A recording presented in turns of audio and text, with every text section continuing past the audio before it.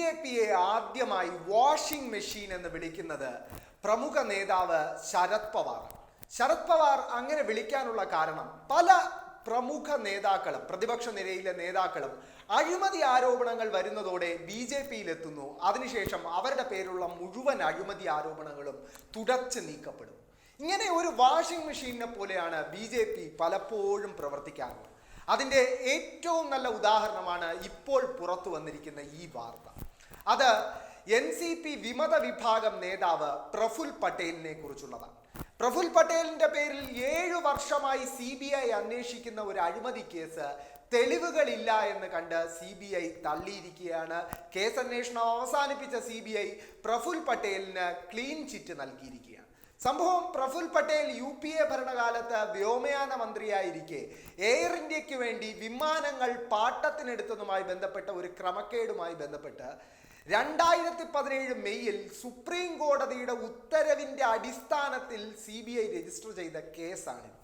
ആ കേസിൽ സുപ്രീം കോടതി കേസെടുക്കാൻ ഉത്തരവിട്ട ഒരു കേസിലാണ് ഇപ്പോൾ ഒരു തെളിവുമില്ല എന്ന് കണ്ട് CBI കേസ് അന്വേഷണം തന്നെ അവസാനിപ്പിച്ചത്. നമ്മൾ ഓർക്കണം, BJP തന്നെ ഈ പ്രഫുൽ പട്ടേലിനെതിരായ ഈ അഴിമതി കേസ് വലിയ രീതിയിൽ മഹാരാഷ്ട്രയിൽ കഴിഞ്ഞ നിയമസഭാ തെരഞ്ഞെടുപ്പ് വേളയിലേക്ക് ചർച്ചയാക്കിയിരുന്നു. ആ BJP തന്നെ ഇപ്പോൾ പ്രഫുൽ പട്ടേലിന്റെ പേരിലുള്ള കേസ് അവസാനിപ്പിച്ചിരിക്കുകയാണ്. നമുക്കറിയാം, എല്ലാവരെയും ഞെട്ടിച്ചുകൊണ്ടാണ് ഏതാനും മാസങ്ങൾക്ക് മുമ്പ് ഇന്ത്യ സഖ്യത്തിന്റെ രൂപീകരണത്തിൽ പോലും നിർണായക പങ്കുവഹിച്ച പ്രഫുൽ പട്ടേലും അജിത് പവാറും ഉൾപ്പെടുന്ന ഈ NCPയിലെ വിമത വിഭാഗം BJP പാളയത്തിലേക്ക് പോകുന്നത്. ആ BJP പാളയത്തിലേക്ക് പോകുമ്പോൾ പ്രഫുൽ പട്ടേലിന്റെ പേരിൽ മാത്രമായിരുന്നില്ല അഴിമതി ആരോപണങ്ങൾ ഉണ്ടായിരുന്നത്. അവരുടെ നേതാവായിരുന്ന അജിത് പവാറിന്റെ പേരിലും ഗുരുതരമായ അഴിമതി ആരോപണങ്ങൾ ഉണ്ടായിരുന്നു. പ്രധാനമായും 70,000 കോടി രൂപയുടെ ജലസേചന അഴിമതിയായിരുന്നു അജിത് പവാറിന് നേരെ ഉന്നയിക്കപ്പെട്ടത്. ഈ വിഷയത്തിൽ അജിത് പവാറിനെതിരെ അഴിമതിയുടെ ബുക്ക്ലെറ്റ് തന്നെ പുറത്തിറക്കിയ പാർട്ടിയാണ് BJP.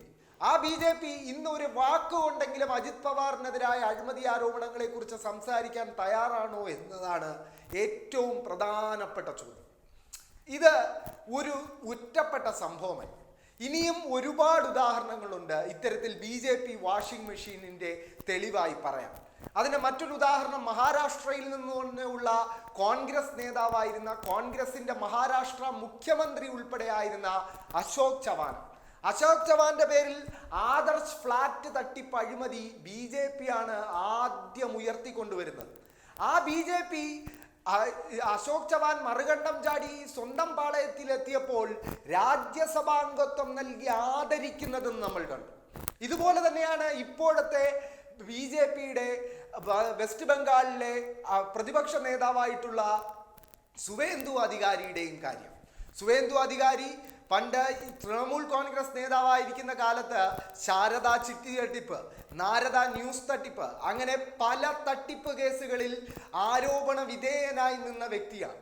ആ സുവേന്ദു അധികാരി BJPയിലെത്തിയതോടെ അയാൾക്കെതിരായ എല്ലാ CBI ED അന്വേഷണങ്ങളും അവസാനിക്കുന്നത് നമ്മൾ കണ്ടു. ഇനി മറ്റൊരു ഉദാഹരണം എന്ന് പറയുന്നത് അസം മുഖ്യമന്ത്രിയായിട്ടുള്ള BJP നേതാവ് ഹിമന്ത ബിശ്വ ശർമ്മയാണ്. ഹിമന്ത ബിശ്വ ശർമ്മ കോൺഗ്രസിലായിരുന്ന കാലത്ത് അയാൾക്കെതിരെ അഴിമതിയുടെ ഒരു ബുക്ക്ലെറ്റ് തന്നെ പുറത്തുവിട്ടിട്ടുണ്ട് BJP. ആ BJP സ്വന്തം പാളയത്തിലേക്ക് ഹിമന്ത ബിശ്വ ശർമ്മ എത്തിയതോടെ അയാളെ അസമിന്റെ മുഖ്യമന്ത്രിയാക്കുകയാണ് ചെയ്തത്.